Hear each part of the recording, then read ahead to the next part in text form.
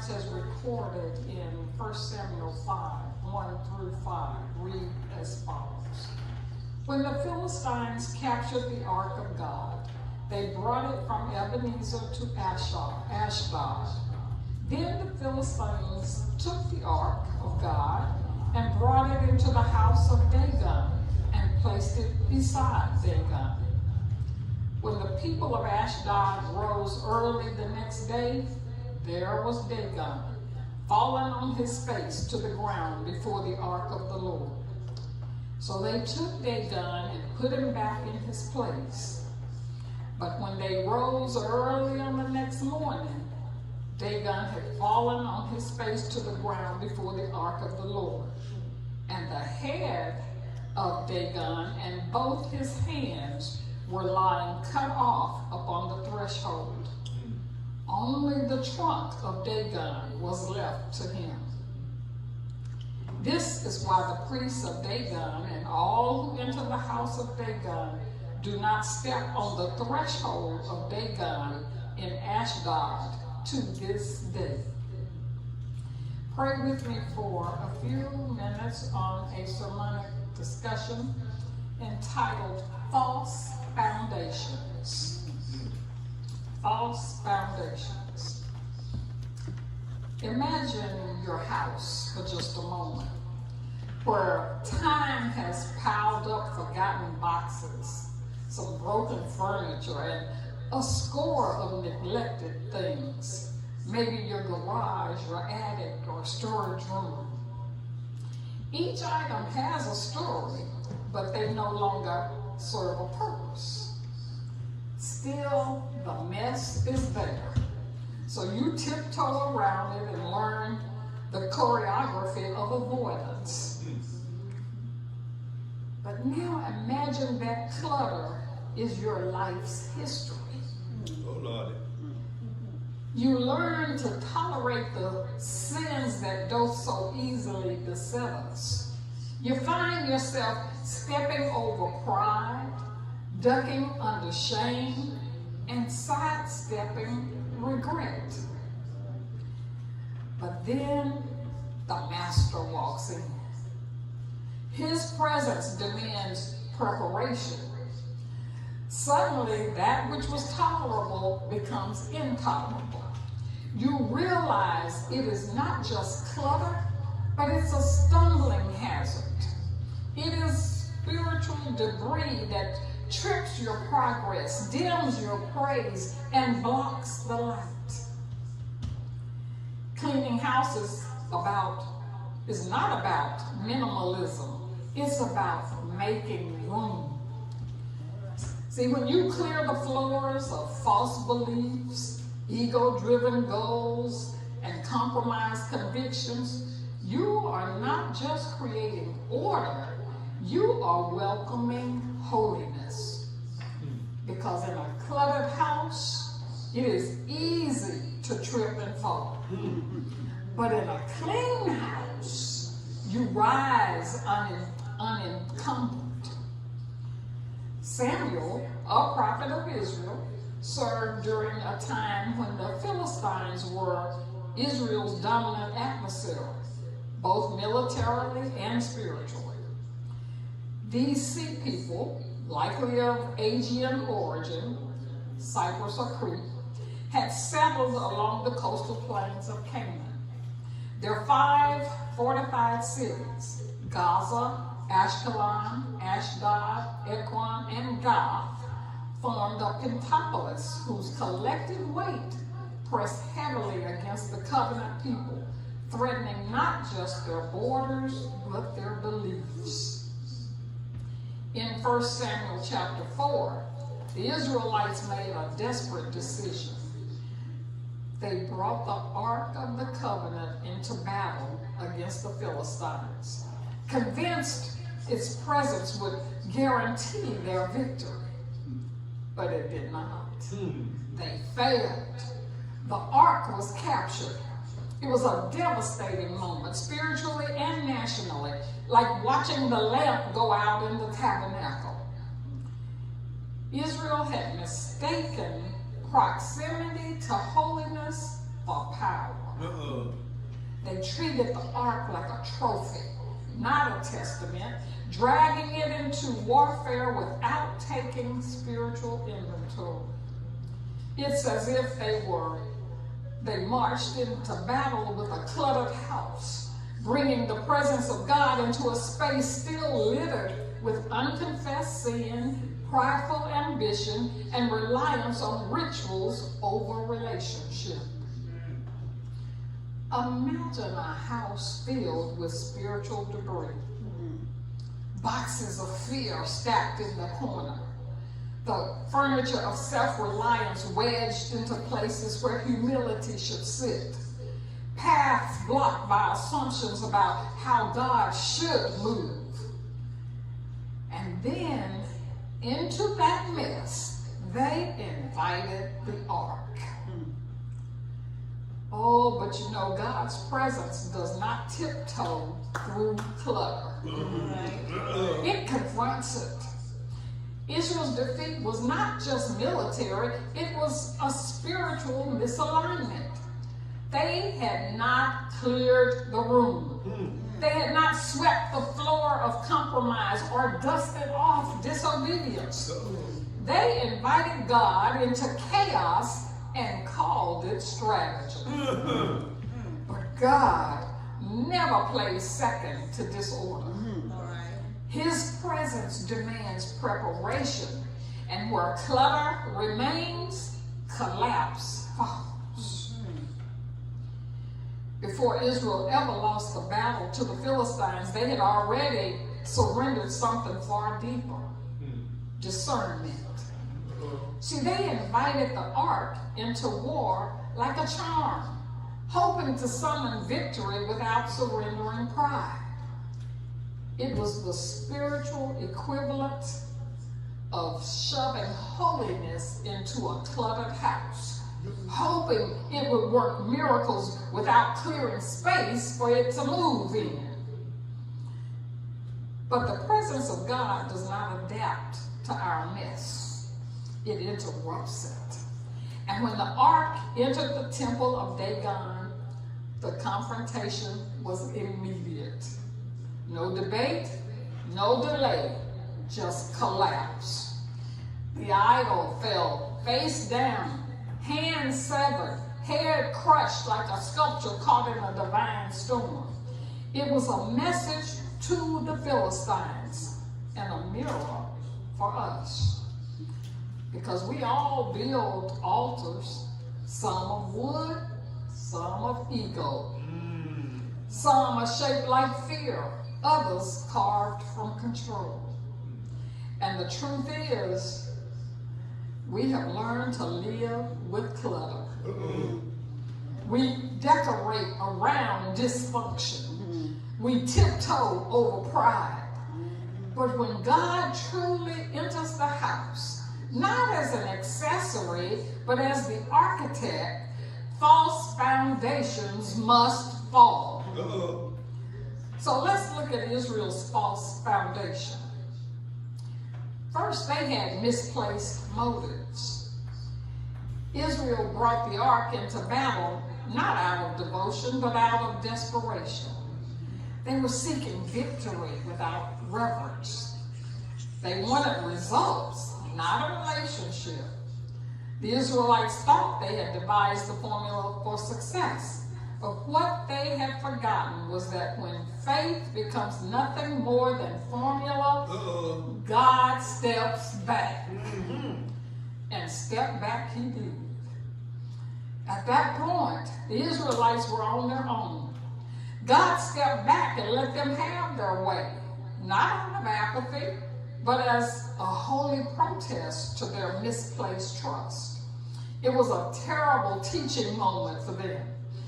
Their strategy led to catastrophe, and they stumbled and failed. The ark was captured. The sacred symbol of God's presence was removed, not by force, but by folly. See, they had treated the ark like a charm, not a covenant, like a sacred object dragged into a cluttered house. Pride, presumption, and hollow rituals littered the floor of their faith. They wanted power power without purity, and victory without surrender. And in that spiritually disordered space, they stumbled over what they refused to clear. Okay. Because when the room is cluttered, even sacred things become stumbling blocks. Okay.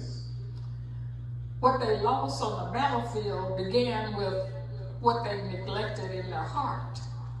And in that moment of divine silence, the debris of their compromise was deafening. Their separation from the ark was not geographical, it was spiritual. They had not been robbed, they had been revealed. See, you cannot build a sacred life on self-centered strategy. Okay. Imagine, use your imagination.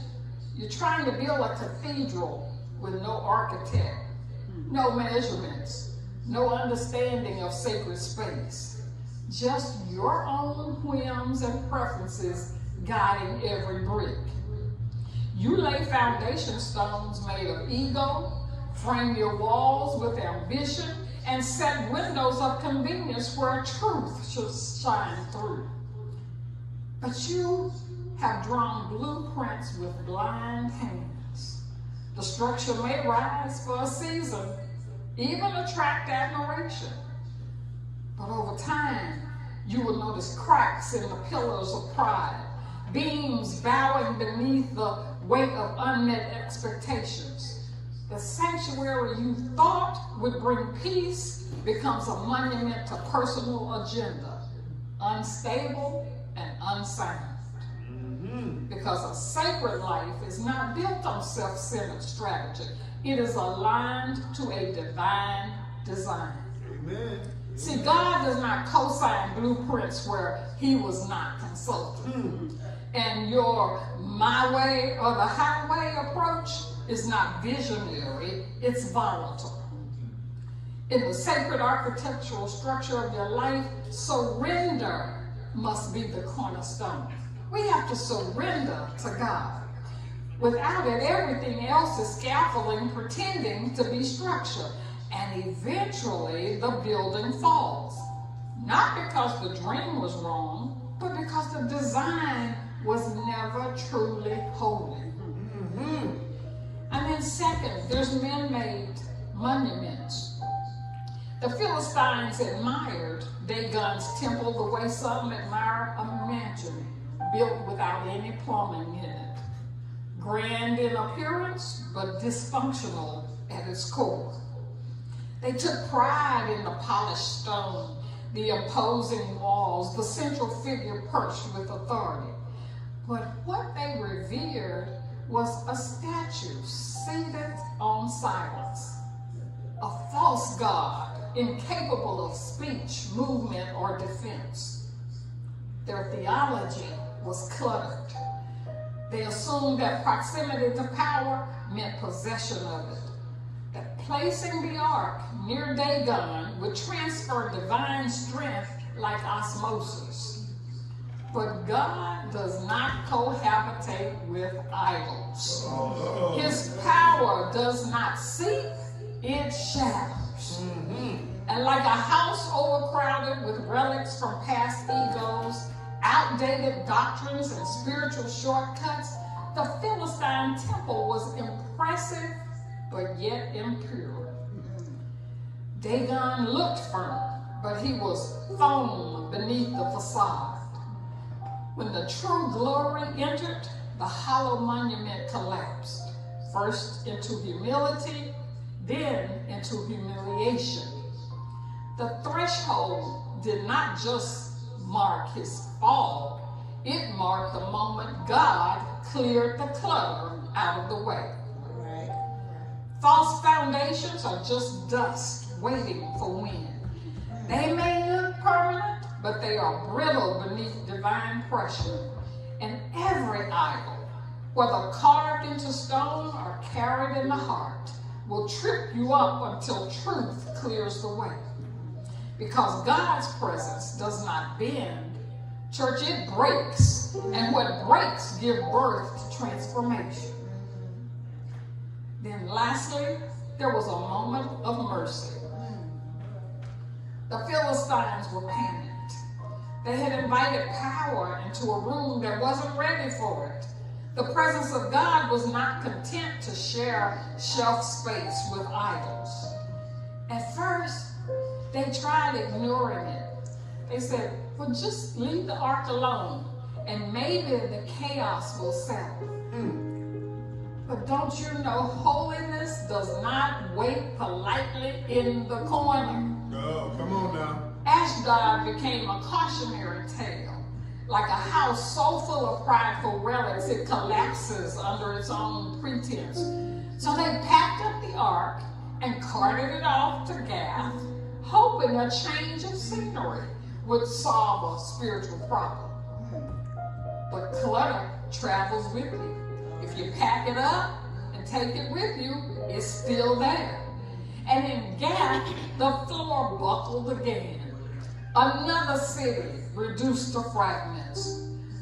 The ark was on a cart with wheels, but truth does not move, it multiplies. Lessons can be long when you're rearranging furniture instead of cleaning the house. For 7 months, they shuffled the ark like baggage, dragging divine presence through rooms of resistance. Each city became a sermon, each disaster a declaration. God was speaking not through lightning, but through the tipping of idols, the breaking of thresholds, the exposure of spiritual debris. And then mercy entered. Collapse cleared a path for correction. The Philistines finally did what they should have done from the beginning. They returned the ark. Not with victory, but with surrender. Not because they understood, but because they were empty enough to receive. Even in defeat, God was declaring glory. Amen. Through Dagon's broken body, through the ark's journey, through thresholds turned into testimonies. Grace does not sweep in because the house is perfect. It arrives because the clutter is cleared out. Amen. Because a clean house is not a symbol of pride. It is a preparation for the presence of God. The ark came back, not as a trophy, but as a testimony. But now Israel received it with reverence, not routine. And the space where it rested was no longer taken for granted. Thresholds once desecrated became sacred. Places of judgment transformed into places of joy. And here's the question for us. Are we ready to welcome God's presence? Not just into our victories, but into the vulnerable places of our lives. Because the Philistines were not the only ones with clutter.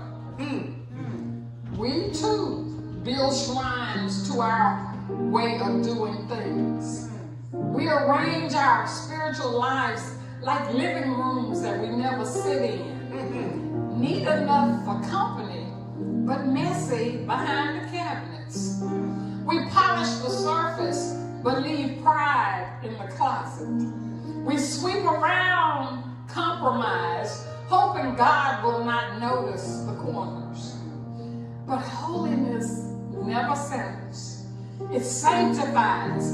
And when we invite him in, sure enough we must be willing to clean the floor, clear it of all the clutter, to remove the remnants of resentment, to discard the idols of control, to sweep away every dusty thought that keeps him at a distance. Because grace does not just arrive, it inhabits. And it will not share a space with spiritual debris.